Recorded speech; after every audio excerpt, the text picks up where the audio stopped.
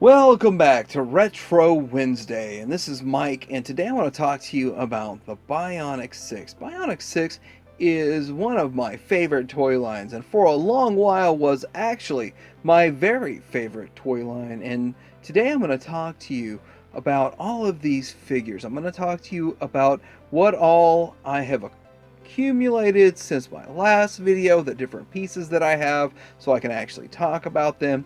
And I'm also going to talk about the cartoon a little bit, which I think was a bit of a cross between Bionic $6 Million Man and Fantastic Four. And again, I'm also going to tell you a little more about the play set, and hopefully you enjoy this, but my first video will be linked down below. Let's get into it.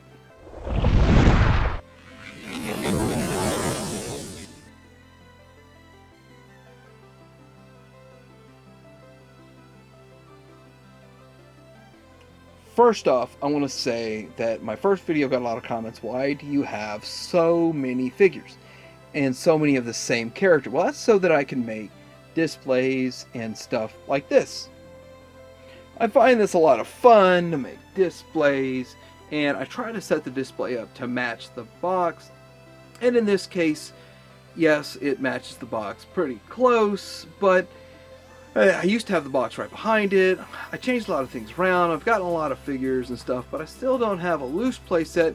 I have a box playset, and we're going to talk about that. But let's get into talking about this. First thing I want to talk about is Dr. Scarab's throne, which is way back here. And I happened to pick one up.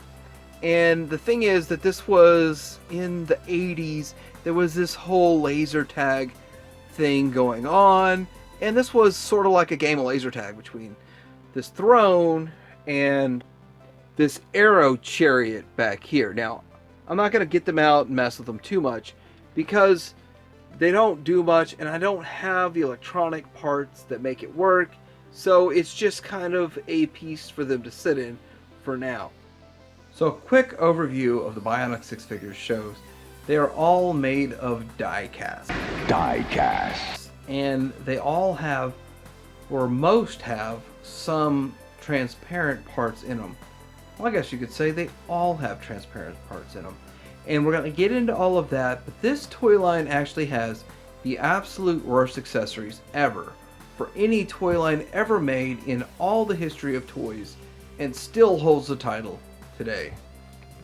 So I'm going to go into each of these figures one by one, starting with Chopper. Now, Chopper is a figure that looks pretty good, and he matches his animated counterpart.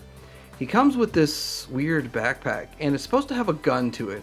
I'll show you. I don't have a loose version, but I do have the carded version, and so I'll show you that. But he doesn't come with this chain. Here's Chopper's card back, and here's the little red gun that goes with it, which just kind of clips into his backpack, and it doesn't make much sense. Looking at the back, it doesn't show anything specific to Chopper. And none of them do. This was a one and done kind of toy line, even though I still love it so much. Now we have Dr. Scarab, which is definitely the main villain, and he's the leader of the bad guys, Scarab.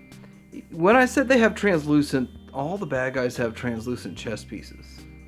Anyway, getting into this guy, he looks close to his on-screen counterpart.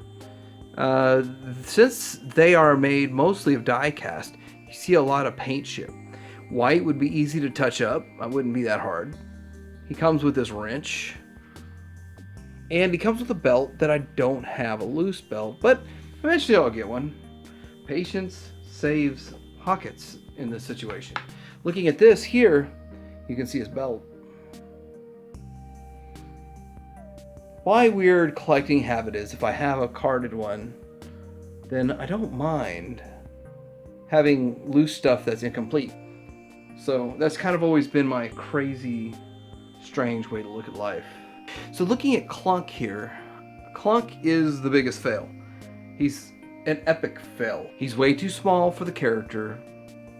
He looks okay, but he still doesn't match counterpart. There's a lot of reasons he didn't match the cartoon, And I'm going to show this to you when you see this card back. So let's go ahead and move this up and see the card back. The cartoon shows this big old blue piece on the side, some stuff coming out of his head's a different color, and he's taller and slimmer.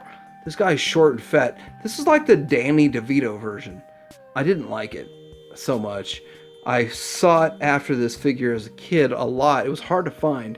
When I found him, I was disappointed, but I'm still happy to have him carded because he's excruciatingly hard to find on a card for whatever reason. And he's actually hard to find loose. And the little gun is one of the few accessories that made it through my childhood. That's my childhood gun. None of the figures are from my childhood, but a lot of the accessories are. And most of these accessories are all I've got left from my childhood BIONIC 6. So the next up I'm going to show you Mechanic, and he's the dim-witted guy who could fix most things for Dr. Scarab. Looking at this guy here, you notice one of the problems. So you see he has painted die-cast lower legs, but plastic right here, and then die-cast right here. So when you look at this guy, his thighs never match because plastic will change colors over years. Paint will stay the same, more or less. It'll chip off a little bit, so you'll have no chips in the thighs like you have in the legs, and you have some scuffs and stuff, but I mean, you could scrub all that out. There's still some color to it. But the color on the paint looks so much more vibrant because it's paint. And so with all of that, and this is what he looks like. Here he is, carded, and as you see carded, he only comes with a belt, which is silly. And then I threw that wrench in because I found a wrench somewhere in some sort of toy somewhere and thought he deserves to have a wrench. And so I did it. So Madame O is another character that is interesting. She's the bad guy female. So you had a bad guy female, and she didn't have a heart. She was mean. She was evil to the bone. That's her backpack she comes with. And then she comes with this gun, which is interesting in itself. And I'm lucky because I only have these accessories because these accessories were saved from my childhood. So I have another theory on buying carded. If you can get a cheap set of carded ones, they won't have all these paint chips like you see all over this figure. And most of these other figures have paint chips simply because painted die-cast. Die-cast. Metal. Die-cast. Invincible. Introducing the BIONIC 6 family, each implanted with bionic parts. Giving them superhuman powers. Will the evil Dr. Scarab destroy the BIONIC 6? The BIONIC 6 from LJN. Now I have to admit that out of all of the accessories, the only accessory that really truly makes sense is Glove's glove, because they used Glove's glove so much in the cartoon. So he had his glove, but then I never saw him use this gun on his wrist gun. There it is. There's Glove. And here is Glove's card. Card back. There's Glove carded. Looks good. Looks real good. I think Glove is one of the closest to his screen counterpart. And here was Madame O's card back. I think I missed that. Well, that one's not punched. Man, I wish I could go get a case of these from back in the 80s. BIONIC's on. Oh. Now we're getting into the actual BIONIC 6 figures with the bungee. And this is where there's a couple of things. First of all, you can see the clear plastic right here in the thighs. You can see he has die cast and he does look good, but this gun of his doesn't stay on. So I have him holding it because I never, as a kid, as an adult, could have this stay on. I think the fact the gun doesn't stay on anywhere is really why I saved it in a crate, a G.I. Joe crate, because I knew this would never last because it doesn't stay on. And so that was my reasoning. Here is Bungie and his card back. Looking good, my man. See, there's no paint chips. Paint chips on him No paint chips right there. So I want to talk about Helen and Meg together. Now, Helen's Mother 1 and Meg is Rock 1. And my whole time that I watched them fall over as a kid, I thought that their accessories were terrible. And they should have swapped accessories. Now, looking at this, I'm going to show you how I set my accessories up. I swapped them so they would look like this. Please stand, Meg. And it doesn't help that I have a cushion table. Everything behind it falls down. And I don't have the peg stands. But when you look at this, you see, I thought the red waist piece or whatever this thing is went with Helen as a kid. Once you open them and play with them and parts come off and stuff, I thought that looked right. That looked right, and that looked right. And she has these things in the show, these over-the-shoulder kind of things that happen. But this is how it's supposed to be, and that's how that's supposed to be, and it doesn't make any sense to me. The show doesn't match up. This is the worst set of accessories ever. Here's Helen's card back. Yes, it does come with that stupid blue backpack that should have gone with Meg. And here's Meg's card back, and it comes with the red, what is that, like a Walkman? A Sony Walkman? No, it's an iPod. Futuristic iPod. Next up we have Eric or Sport One. And the thing about this guy is that he comes with a bat. You'll see that here in a second because I have a carded one somewhere around here. And I don't have his bat loose. And I just thought those accessories were stupid. Like, he played in a few episodes, he played baseball. But it didn't really overtake him as an accessory that he used every episode. So I don't understand why they thought this dude is just literally going to play the baseball. I really think it's because the toy line was made and the show was made based on it. Kind of crazy. Here's Eric with his baseball bat. Nice and cool. Next up we have JD or IQ. Again, this is a figure that I had the accessories only from when I was a kid. This figure is probably one of the more sought after ones because his accessories fall off and get lost. And they don't make sense, so nobody thinks, oh, that goes with Bionic 6.